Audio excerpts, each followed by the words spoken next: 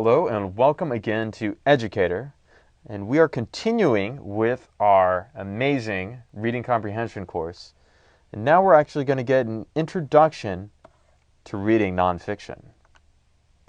So the lesson overview is going to be very simple. First, why read nonfiction at all? I mean, isn't fiction just more fun, and isn't that going to be everything we need to know for SATs and other placement tests? Well, not exactly. And what's the difference between being well-read and widely read? Those are two very different things, and it turns out we kind of need to do both, but eventually we want to be well-read, not just widely read. Believe it or not, reading is an interactive experience. You wouldn't normally think of it that way, but it is. And we'll end with a preview of the next couple of lessons. So, why read nonfiction?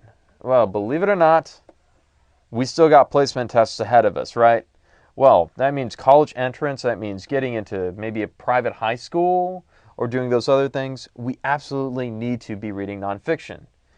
Now, some people might be thinking, well, yes, we know the tricks to pass those tests already. We have our test-taking skills and we understand how to read a long passage and then just look at the 4 options and we can do our tricks and get the right answer.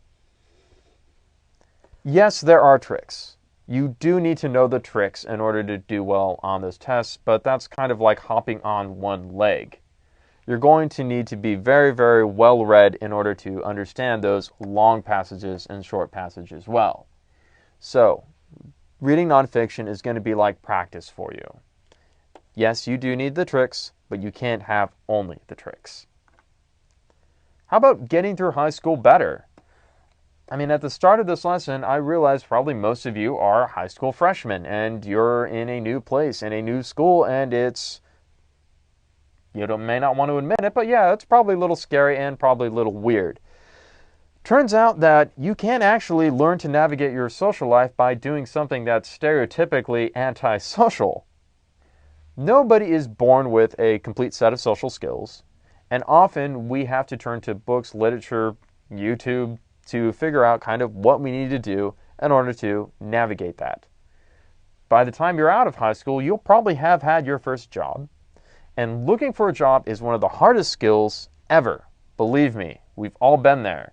Especially now in the last 10 years when it's getting harder and harder to find an entry-level job in just about anything. There are techniques to get a job, to pass an interview, to do well. And if you've never heard of those, chances are nonfiction is probably one of the best places to go.